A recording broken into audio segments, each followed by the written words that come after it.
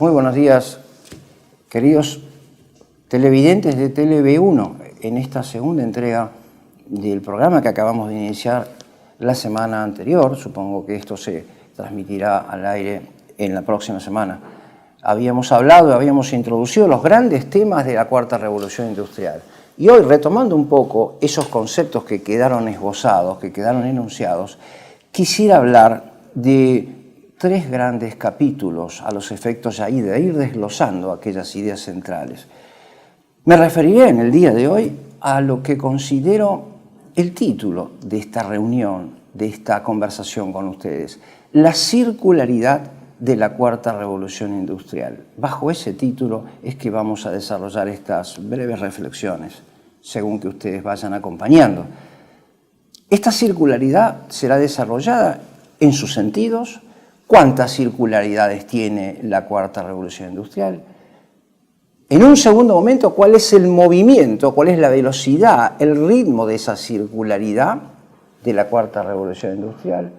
Y por último, un llamado, más bien una apelación teórico-práctica para detener tanto la circularidad como su movimiento intrínseco. Algunas reflexiones iniciales que entroncan con mi exposición anterior para señalar que la Cuarta Revolución Industrial, para quienes no hayan visto el programa anterior, es justamente el nombre del proceso de globalización. El proceso de globalización es dinámico, pero no es político, exclusivamente político ni económico. Es rigurosamente teológico-político. De hecho, la circularidad a la que hago referencia, según veremos, tiene un trasfondo teológico inmanentista, identificado concretamente con la religiosidad china de origen hinduista. Ante todo, como premisa, antes de abordar el tema de las circularidades posibles de la Cuarta Revolución Industrial, algunas breves consideraciones, 2 o 3 apenas. Tratándose de un movimiento teológico-político, cabe decir, en pocas palabras, que la Cuarta Revolución Industrial tiene por finalidad la inversión completa, radical, del orden y de la cronología del Génesis. Va dicho con esto que esta Cuarta Revolución Industrial es literalmente la obra del Anticristo. Pero siendo como es obra del Anticristo, hay que señalar que el Anticristo no es ni libertario solamente, ni marxista, sino que es ambas cosas al mismo tiempo.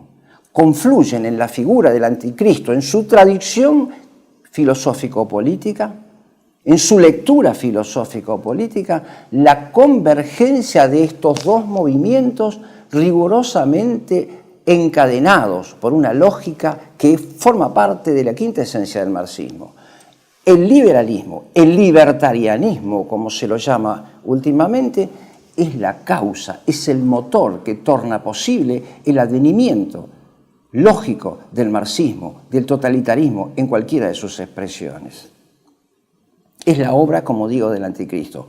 La Cuarta Revolución Industrial pone su interés, y esta es la última consideración proemial, en la juventud. Cabe para nosotros también una exhortación a esta juventud, que está puesta también en el centro de la llamada nueva derecha, que sin comprender la lógica concatenación que une al libertarianismo con justamente el marxismo en todas sus expresiones, va dicho también el gramscismo, porque no comprenden esa lógica interna, se atrincheran en una pseudo llamada batalla cultural contra el marxismo. No hay batalla cultural alguna que se pueda sostener con éxito desde la posición libertaria, porque el libertarianismo conduce lógicamente, desde sus lógicas contradicciones, desde sus abiertas contradicciones, a la solución totalitaria. Vamos ahora a entrar progresivamente al sentido de estas circularidades, que denomino yo circularidades de la Cuarta Revolución Industrial. Hay una circularidad ante todo nueva, porque se refiere a un todo político nuevo. Podríamos distinguir aquí dos tipos de todos.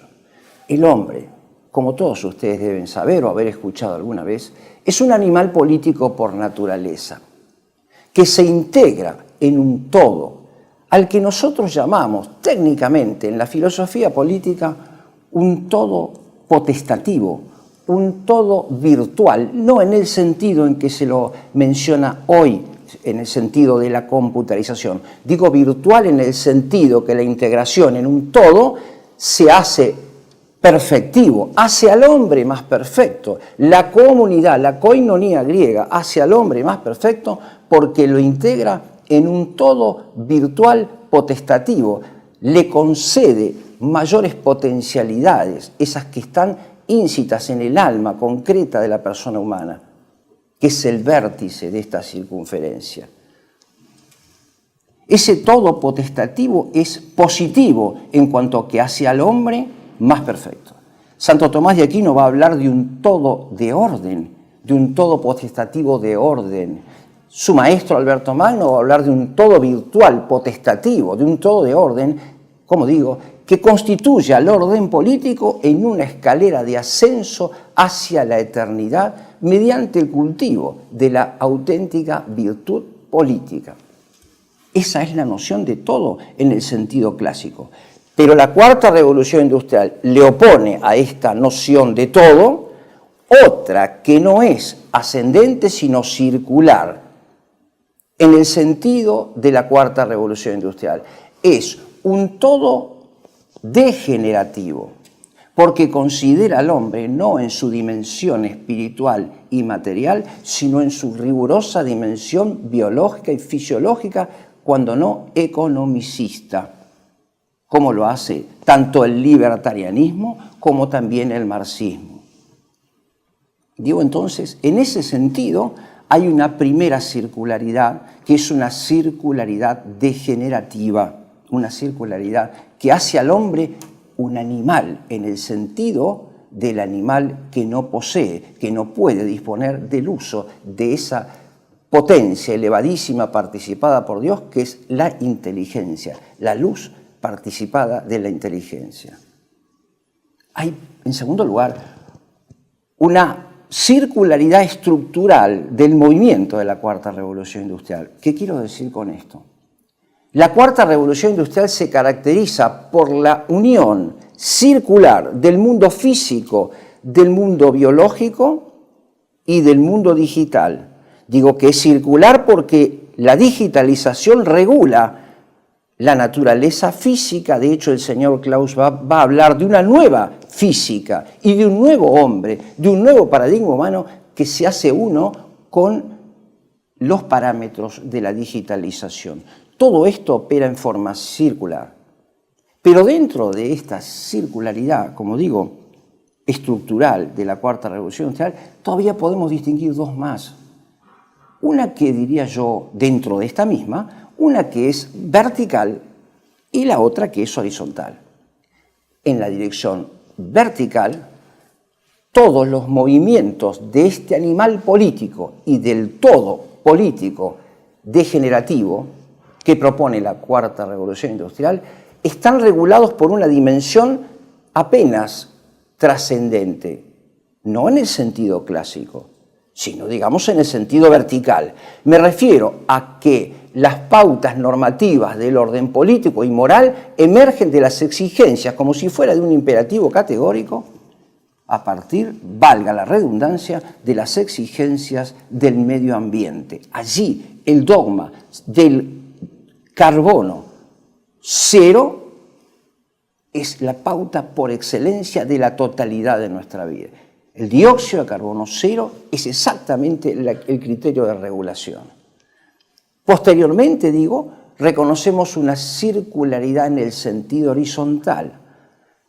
Las violaciones que los hombres hemos infringido contra el medio ambiente, esta es la postulación del psicópata por excelencia del globalismo, es por nuestra culpa, como lo he dicho en otra oportunidad, que debemos tomar estas medidas totalizadoras Digo, retomando entonces, esa circularidad de carácter horizontal es la que permite regular la totalidad de nuestra vida moral y económica, nuestras posesiones y nuestra dimensión laboral, conforme también las desigualdades que trae como consecuencia la violación del medio ambiente.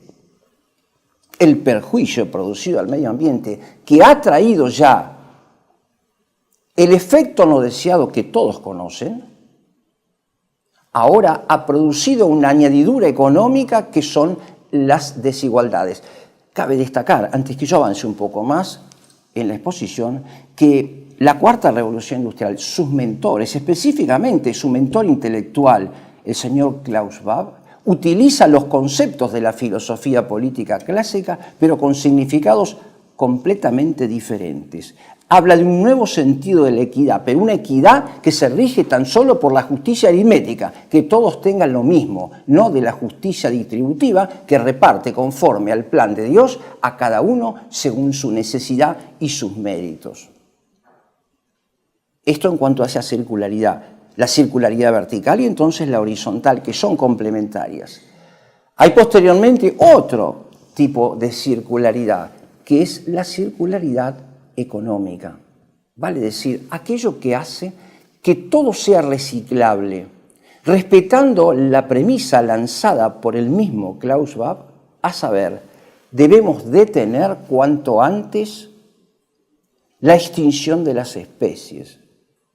Debemos detener el consumo de carne que supone la vida animal y reemplazarla por nuevos hábitos que implican precisamente el cuidado del medio ambiente. Cabe destacar, para que no se crea el televidente que estamos hablando o leyendo aquel libro de Aldous Huxley, tendrás todo, no tendrás nada y serás feliz, etc. No, cabe leer el diario de ayer, o de antes de ayer, donde en nuestro país se acaba de inaugurar la primer planta productora de moscas con sentido, con orientación circular ecológica. Ya sabemos que existen restaurantes que nos ofrecen en su menú los insectos como sustitutos de la carne. Y se nos ha propuesto eso en la gestión del gobierno anterior. Está llegando la hora de repensar la posibilidad de consumir los insectos. Cualquiera puede ver esta costumbre acendrada en el pueblo asiático, en el pueblo chino. Esta circularidad económica también se refiere a lo que podríamos llamar el nuevo tipo de propiedad, la propiedad líquida, como el amor que viven los jóvenes con relaciones nuevas a través del Internet. ¿Qué quiero decir con esto? La propiedad, la posesión, aquel fundamento ontológico de la libertad de disposición, se convierte en algo absolutamente líquido y superfluo, deleterio. El tiempo compartido, para que me entiendan mejor. Aquello del tiempo compartido. Seguramente podremos observar en estos días el aumento creciente de la inflación, el avance de la criptomoneda, el reemplazo hasta la completa extinción del dinero en efectivo que nos hace señores de nuestras decisiones. Concurren todas al mismo fin. Quien, agobiado por la situación económica, decide, por ejemplo, alquilar su casa en los momentos en que no la ocupa, está siendo directamente funcional a un proyecto económico trazado exactamente con esas palabras por el señor Klaus Schwab en su primer libro, de los que mencioné en la reunión anterior, titulado La Cuarta Revolución Industrial. Ese hábito de la vivienda compartida es el que permite, como lo diré al final, en la segunda parte, que una inteligencia superior, registrando todos nuestros movimientos, sepa cuándo dejamos nuestro lugar de habitación habitual, donde desarrollamos nuestra vida moral y nuestros afectos, donde están justamente aquellos recuerdos del pasado, esos monumentos, imágenes vivas de nuestros predecesores. Ahora debemos guardarlos, debemos desmontarlos, debemos desidentificarnos con ese espacio propio geográfico, ese tabernáculo, por decir así, de la Santa Familia Católica, de la familia incluso en sí misma, para cederlo a otro que temporariamente podrá realizar allí, por ejemplo, una reunión de directorio de una pequeña empresa o de una mediana empresa. Posteriormente hay otro tipo de circularidad, que es la circularidad llamada cuántica, la circularidad cibernética. Y aquí hay una doble significación también. Ese quantum cibernético se refiere al modelo, por ejemplo, de la esfera de Bloch, que hace posible la alternancia en nuestra comunicación moral y política de mayores algoritmos. Pero también tiene un significado inferior a este, menos científico, que es la posibilidad del asesoramiento en términos de estrategias de marketing online. Todo, absolutamente todo, nuestra vida se va a desarrollar ahora, como dicen los clasificadores de las generaciones actuales, como la generación GZ. Nuestra vida será online. Y lo que no es online no es vida auténticamente humana, según los mentores de este proyecto. Digo entonces, en ese sentido, hasta los patrones pedagógicos, la educación, se deberá desarrollar en esa dimensión de la esfera cibernética. Y, por tanto, todo será controlable. No olvidemos que el hombre ha fallado, la persona humana ha caído en declive porque ha hecho mal discernimiento de sus pautas educativas, de sus valores morales y además de sus comportamientos respecto del medio ambiente. Por tanto, todo debe ser controlable, registrable y reencausable. Eso en cuanto a esta circularidad, como digo, de carácter económica, que además es cuántica, que además es tecnológica, que además es cibernética. Hay otra circularidad que es una circularidad, le diría yo, religiosa. Una circularidad religiosa que se identifica con la figura perfecta del compás. Creo que los televidentes saben a lo que me estoy refiriendo. Hay aquí una confluencia gnóstica entre el pensamiento antimetafísico cartesiano y los ideales de las sociedades secretas masónicas. Pero además hay una identificación teológica con el modelo perfecto de la espiritualidad hinduista que asume, que hereda el pueblo chino. Esa circularidad, digo entonces, que tiene un carácter religioso, que tiene un carácter casi divino, ya encontramos algún antecedente en la antigüedad en Tales de Mileto, en Parménides, en Anaximandro, pero no es el caso de desarrollar eso aquí ahora. Digo, esa circularidad tiene un carácter fuertemente religioso. El círculo es para el chino el espacio de organización ideal del imperio, pero en el centro, en el vértice, se ubica el poder dominador, homogeneizador y centrífugo del emperador. Diríamos nosotros, en el centro se sitúa justamente el poder mundial, el Estado profundo. No lo vemos, pero está presente. Son las organizaciones transestatales no gubernamentales, imbuidas de esta teología inmanentista, que lo gobiernan todo desde las sombras, eligiendo por mecanismos aparentemente republicanos a sus candidatos más afines para cumplir sus programas de acción, a los que llamamos en el ambiente vernáculo decretos de necesidad y urgencia de 300 y pico de páginas que no se confeccionan de un día para el otro.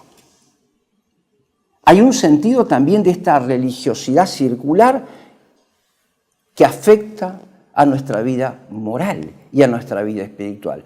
¿Por qué? Porque la circularidad que marca la moral de la nueva comunidad política es la moral del yin-yang, de lo que no es y de lo que es alternadamente. Me refiero a ese concepto del diferentismo moral llamado resiliencia.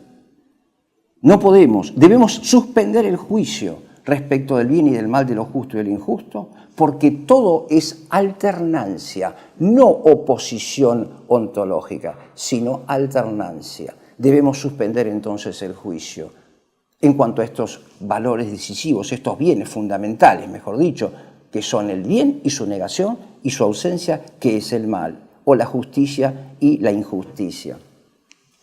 Hay también, digo, una espiritualidad circular, en el sentido de que la religión dominante y elegida por la Cuarta Revolución Industrial y cualquier televidente podrá comprobarlo en su entorno inmediato, es justamente el de la religiosidad hinduista china, a saber, esa fuerza interior que busca en la introspección del yo una fuerza transformadora del mundo exterior.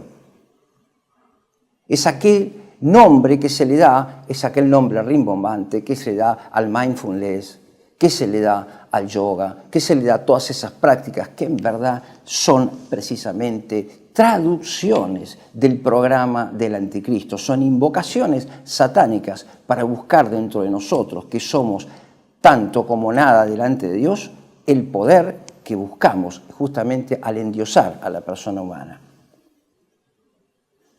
Hay una circularidad también de tipo religiosa, en el sentido en que cierra en la pura inmanencia la vida moral y la vida política. Toda nuestra vida se desarrolla en el interior de las ciudades de 360 grados. El orden político ya no es más aquella dimensión trascendente que, comenzando en el espacio y en el tiempo, por la virtud política se eleva hasta la eternidad a través del concepto bidimensional de bien común político. El bien político definido por Klaus Schwab es rigurosamente materialista y economicista. Hay además una circularidad emblemática. Vean ustedes que el emblema por excelencia de la hoja de ruta de la Cuarta Revolución Industrial es nada más ni nada menos que el emblema de la Agenda 2030. ¿Qué indica el emblema de la Agenda 2030? Una figura que es la corona circular. La circunferencia interior señala precisamente los bienes mínimos que necesitamos para la subsistencia en nuestra condición de animal biológico. Y la circunferencia mayor que la envuelve y que la contiene, el tope que no podemos superar en términos de posesión, so pena de dañar el medio ambiente. Es el modelo llamado del donut y es el que mejor se ajusta, unido a lo que dije anteriormente, a aquello de que serás feliz sin poseer absolutamente nada. Este es el fin del mentado capitalismo, como hemos conocido hasta ahora, y la inauguración de esa nueva forma de capitalismo propuesta nada más ni nada menos que por Jorge Mario Bergoglio con el título de capitalismo inclusivo. El capitalismo inclusivo es el modelo apropiado de esta resolución última de la Cuarta Revolución Industrial como totalitarismo anonadante de la propiedad privada. Esta es la propuesta de la justicia aritmética a la que hacía referencia al comienzo de esta primera parte. Dicho esto, entonces, tal vez cabe alguna conclusión parcial. La cuestión es comprender que este movimiento de la Cuarta Revolución Industrial, con la totalidad de sus conceptos, tiene una dinámica que la podemos ver como si fuera en una radiografía mediante la especificación de estas distintas circularidades. Se trata de un movimiento rigurosamente inmanente, digo gnóstico en sí mismo, porque el respeto del medio ambiente, el conocimiento de la ley física y su dominación nos ofrecen las llaves para la salvación de aquel bien preciado que es el bien, estar en el aquí y en el ahora, pero no la salvación eterna. Por último, hay un Dios supremo de la circularidad, ciertamente, está denominado justamente en el último Davos 2024 como la figura del dragón, aquel que deberá entregarle el poder a la bestia. Esto lo formuló expresamente el primer ministro chino Li Qiang cuando llamó a todos los estados del mundo a abrazar el año del dragón. Es el año precedente a la venida del anticristo. Estas son palabras de quienes se han reunido hace poquitos meses, nada menos que en Davos. Bueno, creo que con esto podemos ir redondeando esta primera parte. Acabamos de definir las circularidades de la Cuarta Revolución Industrial para pasar posteriormente a la movilidad, al sentido, a la dinámica de esa circularidad. Tele-V1 se complace en anunciar que estará transmitiendo en su canal Tele-V1 Clips valiosos programas emitidos antes de la censura sufrida. El lienzo prohibido, El revés del derecho, Combates por nuestra historia, Disenso, Historias de Malvinas, entre otros que podrán encontrar en este enlace.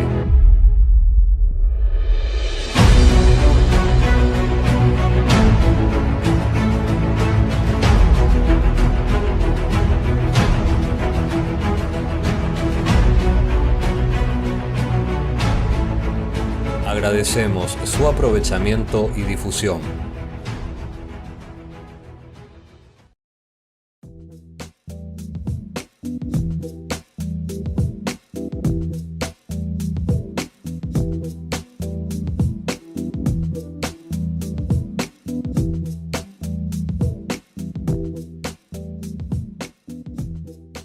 Decir siempre la verdad primero tiene un precio. Dependemos de tu ayuda. Tele-V1, toda la verdad primero.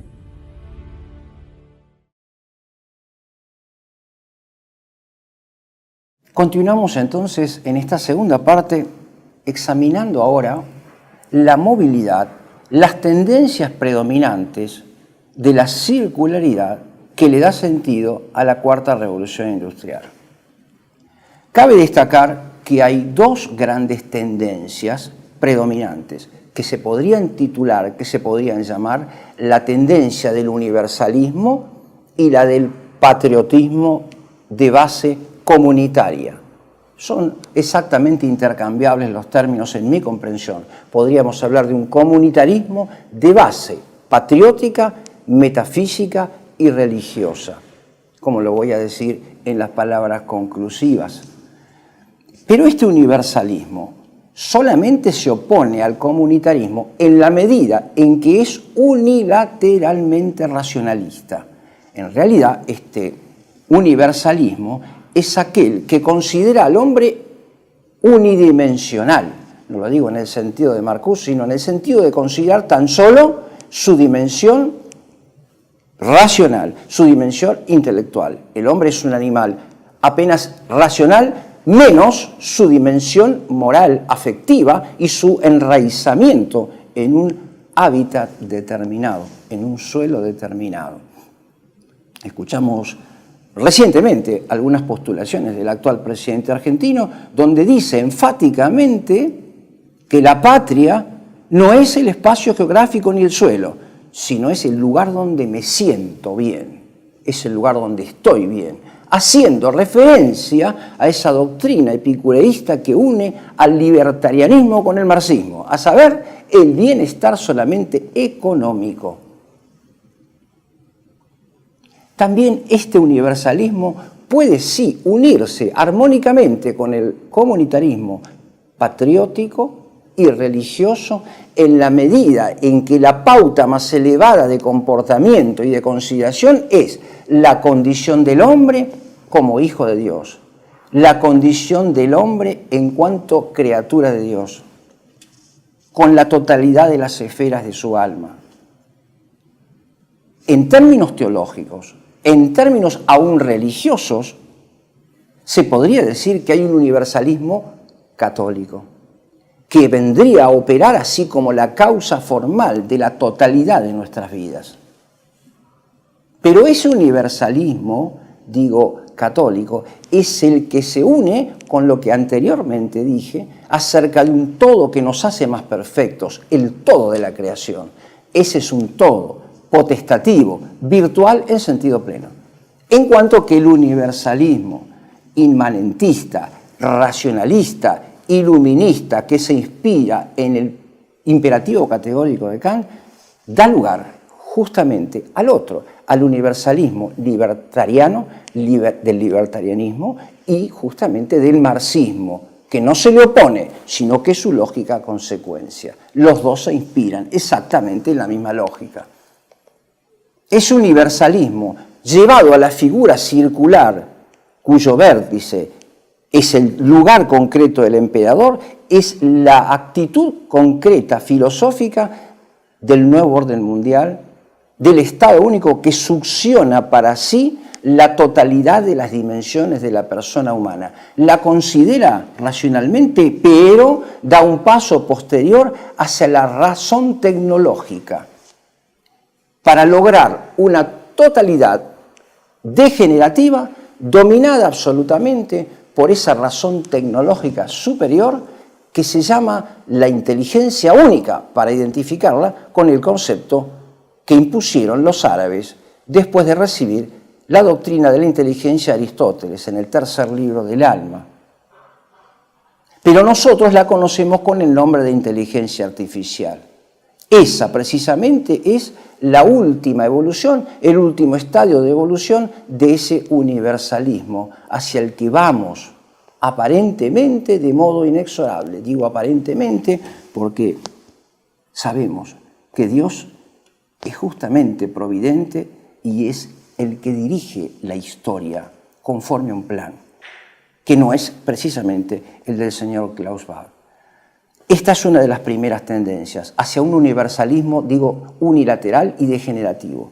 Pero hay otra tendencia, que es la tendencia del patriotismo. Es aquella que considera al hombre en la totalidad de sus esferas, cabe reiterarlo, y que hace de su vida moral justamente esto que los griegos llaman con la palabra ethos, esa esfera que dependiendo de cómo se escriba esta palabra ethos, se refiere tanto a la buena costumbre moral, regulada por los primeros principios que emergen de ese universalismo positivo, que leído religiosamente es precisamente la ley de Dios, la ley sobrenatural, y leído filosóficamente es esa lectura de la ley de Dios conforme a los límites de nuestra inteligencia, a la que llamamos orden natural, y en el que se inscriben los primeros principios universales y demostrables, indemostrables porque son evidentes por sí mismos.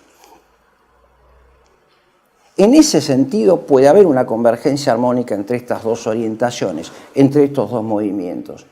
Ese patriotismo tiene en el ethos una dimensión, por un lado, como digo, de la buena costumbre moral, la que recibimos de nuestros predecesores en la medida en que se someten y pasan exitosamente el examen de validez de los primeros principios y de los preceptos del Decálogo.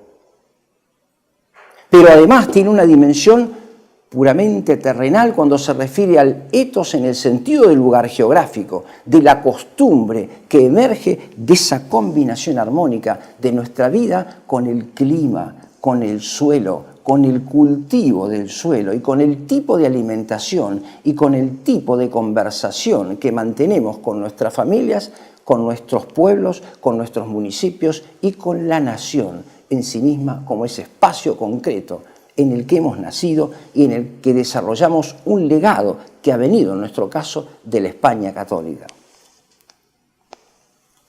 En ese sentido, justamente en ese sentido, es que propongo una unión entre el universalismo católico y el patriotismo de base comunitaria y de base religiosa. En ese sentido hay que llamar a la juventud a un retorno hacia el hogar y no hacia ese movimiento de desarraigo al que nos conduce el universalismo de la Cuarta Revolución Industrial. La Cuarta Revolución Industrial produce el desarraigo, la succión del hogar, del suelo patrio, del que los jóvenes ya no tienen siquiera en su horizonte, para generarles esa condición sine qua non del nuevo orden político, que es el miedo y la angustia. El que pierde contacto con el suelo, naturalmente anida en su alma, en su corazón, el terror, el miedo y la angustia. Esto lo podrán leer los televidentes en aquella obra de Karl Jaspers, que es tan importante y que ha sido tan importante en nuestra cultura, donde habla sobre el estado espiritual del hombre en la actualidad. Digo entonces, estas dos tendencias, y especialmente este universalismo anonadante que genera el miedo, es la condición psicológica con repercusión moral de lo que se llama el nuevo contrato social. El señor Klaus Schwab, y también aquí nos han propuesto la vicepresidenta anterior, la signatura de un nuevo contrato. Esa es la condición, nuestro consenso tácito o explícito informado y no informado, para las generaciones futuras. Solo debe pensarse en aquello de la genética, la revolución genética que propone una actitud tal, una operación tal sobre el compuesto biológico y fisiológico de la persona, con un impacto de 100 años por delante que hace distinta a las generaciones futuras. En el sentido biológico estoy hablando. Esos que nacerán bajo la cuarta revolución industrial y que sean hijos de nuestros hijos, sin duda se verán obligados, porque tendrán que pactar sin consenso y aún en estado de necesidad, acosados por la angustia y por el miedo existencial. Pero ahora, luego de desarrolladas estas dimensiones, la pregunta que debemos hacernos es cuáles son entonces las nuevas coordenadas de este orden político, de este engendro político en el que nos propone vivir la cuarta revolución industrial. Lo dije en la reunión anterior, se pretende liquidar el Estado-Nación para estructurarlo en unidades atómicas. Otro día me referiré al modelo epicureísta atomista que esto genera. Unidades atómicas, todas llamadas ciudades de 15 minutos, que van creciendo aceleradamente por todo el mundo, por todo el planeta. Digo entonces, en esa medida es que se desintegra el Estado en Estado-Nación. Pero además, hay una nueva lectura del ordenamiento político, de la comunidad política. ¿Cuál es la nueva causa eficiente? Para la filosofía clásica, esa causa eficiente no era el pueblo, que es una abstracción inexistente, era la autoridad, que es un título a la vez moral e intelectual, es el ejemplo de virtud del gobernante y su clarividencia prudencial la que hacen posible el proyecto realizable aquí y ahora de Estado, de nación, orientada hacia el bien común político. Esa era la causa eficiente en la filosofía clásica tradicional. Ahora, en el proyecto de la Cuarta Revolución Industrial, la causa eficiente es el emperador ubicado en el centro del Estado profundo que succiona, anonadando, desarraigando y reduciendo al hombre a su sola condición biológica, como venimos diciendo. ¿Cuál es la causa final? La causa final es una causa desconocida por nosotros. No es ese concepto bidimensional del bien común político al que antes me referí. Viviendo la justicia política, ganaré el reino de Dios y la vida eterna. El final es incierto, es un final abierto, porque es el final al que nos conduce lo que el señor Klaus Schwab y sus colaboradores llaman la narrativa. Y toda narrativa, según ellos, tiene un final incierto. Nos invitan a un paseo por lo desconocido, hacia el cual solo ellos saben a dónde nos conduce. Naturalmente, esa nueva causa final, esa redefinición de la causa final, subraya, profundiza la angustia existencial y el miedo. Y nos pone en desventaja para signar ese nuevo contrato social. ¿Cuál es la nueva causa material? Digamos por analogía metafórica. No, el hombre no es una materia, es una sustancia en todo sentido, en el sentido pleno de la palabra. En la filosofía atomista, todos los que entienden filosofía atomista saben a lo que me refiero. Estoy hablando de la sustancia ahora en su sentido rigurosamente material. La causa material de este nuevo amorfo político es el hombre en su dimensión rigurosamente fisiológica aún.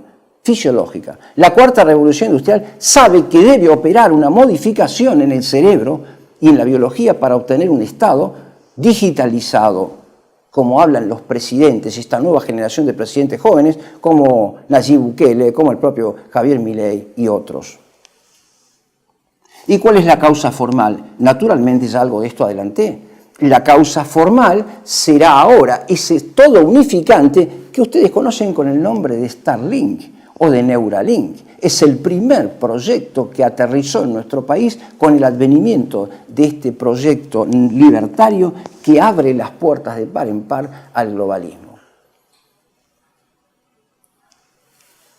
Por último, un llamado que es prescriptivo, pero a la vez imperativo.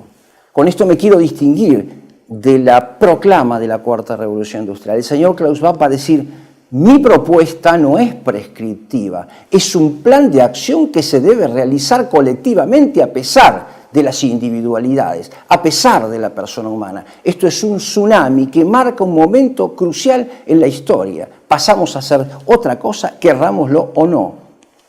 Digo prescriptivo porque comprendemos que el hombre es esto, esa es una libertad que se dirige con rectitud hacia el bien común político. Llamamos a los jóvenes, es un llamado a los jóvenes, precisamente a retornar sobre una patria que se abre a la eternidad y a las naciones del mundo, a llevar la auténtica cultura cristiana, a llevar las auténticas raíces del occidente cristiano, las auténticas raíces católicas. Es un llamado a los jóvenes a volver a encontrar en sus hogares esa fuerza dimanante y transformadora que no está en el yo personal que propone el yoga, sino justamente en esa totalidad que los padres representan y que llamamos la patria.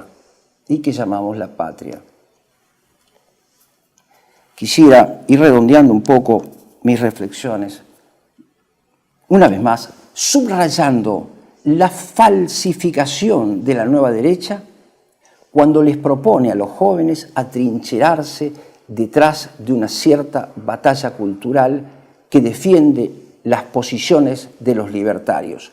No hay posibilidad alguna más que de conducirlos ordenadamente, adormecidos, en forma terapéutica inclusive, hacia el totalitarismo. Lo sepan o no lo sepan. La única batalla posible frente a las circularidades en que se nos pretende encerrar y a sus movimientos inherentes, la única posibilidad es el retorno precisamente a esa fuerza transformadora que solamente emerge de la cruz de Cristo, que será en estos días precisamente recreada por la liturgia católica. Es exactamente a eso a donde tenemos que regresar, al alfa que nos reconduzca hacia el omega, que es un círculo también, pero de carácter trascendente en el pleno y estricto sentido de la palabra. Sin la recuperación de esa dimensión elevada, justificadora de la totalidad de nuestra conducta, toda batalla está perdida de antemano. También, especialmente, la de la nueva derecha. Debemos ser en esto suficientemente enfáticos. Finalmente, un llamado a la reflexión. Recordarán todos ustedes que en tiempos no muy lejanos, el mundo entero, el planeta que aplaudía a la misma hora, respetando los usos horarios, se había adherido a una canción que es el símbolo de la moralidad circular hinduista. Me refiero a esa canción Resistiré. Resistiré está tomado justamente de un poema de La Fontaine, en que cuenta la historia del roble y del junco.